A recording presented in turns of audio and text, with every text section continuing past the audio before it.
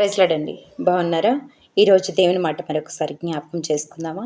మన బ్రతికేంటో, మన తలంపేంటో, మన హృదయం ఏంటో ప్రతీదీ మన తండ్రి ఎరిగి ఉన్నాడు కనుక, మనకున్న ప్రతి ఒక్క పరిస్థితి కూడా ఈరోజు నీవు ఏ పరిస్థితిలో ఉన్నావో, ఎక్కడ బాధపడుతూ ఉన్నావో, ఎక్కడ నిందల పడుతున్నావో ప్రతి ఒక్కటి కూడా ఆయన ఈరోజు చూస్తున్నాడు, గమనిస్తున్నాడు.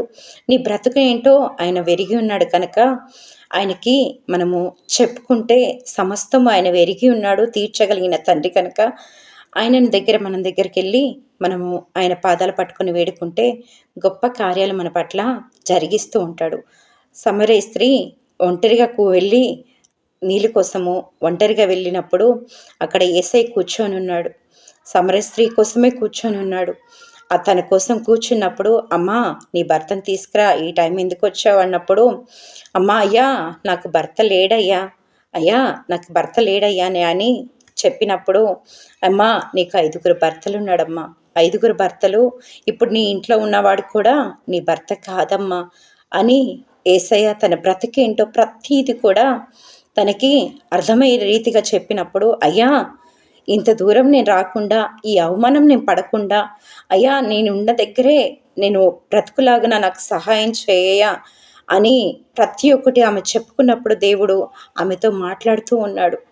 తన బ్రతకంతా చెప్పి ఉన్నాడు. ఈరోజు నీ పరిస్థితి ఏంటి కూడా ఆయన ఎరిగి ఉన్నాడు, ఆయన చెప్తూ ఉన్నాడు. కానీ ఆమె ఒప్పుకున్నట్టు ఈరోజు నీవు ఒప్పుకున్నావా? అయ్యా నా బ్రతుకు ఇది ఇలా ఉందయ్యా అని నీవు ఒప్పుకున్న ఎడల సమరయ స్త్రీ తన ప్రాంతం అంతా ఆ సమరయ స్త్రీ ఆ ప్రాంతం మొత్తం తీసుకొచ్చి ఆ ప్రజలందరికీ సువార్త చెప్పగలిగింది.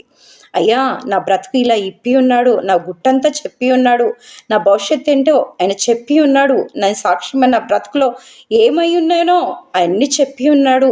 కానీ ఇది మనుషులకైతే అసాధ్యం, కానీ ఈయన దేవదేవుడు నా బ్రతుకును చెప్పినవాడు ఈరోజు మీ బ్రతుకులు కూడా మారుస్తారని అక్కడున్న ప్రజలందరినీ తీసుకొచ్చి ఆయన మాటలు వినిపించింది.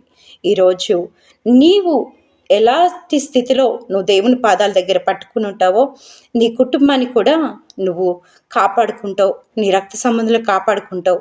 అయ్యా నా బిడ్డల పరిస్థితి ఇది, నా కుటుంబం పరిస్థితి ఇది, నా పరిస్థితి ఇదయ్యా అని నువ్వు ఎప్పుడైతే వేడుకుంటావో నీ పట్ల కూడా దేవుడు గొప్ప కార్యాన్ని జరిగించబోతున్నాడు.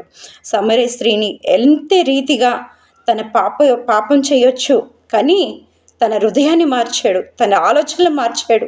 కానీ ఈరోజు కూడా దేవుడు గొప్ప ఆలోచనలు నీకును దయచేయబోతున్నాడు. ఆశ్చర్యకరంగా ఈ దినాన్ని నిన్ను వాడుకోబోతున్నాడు కనుక ప్రతీది దేవుడికి తెలియంది ఏది లేదు కాబట్టి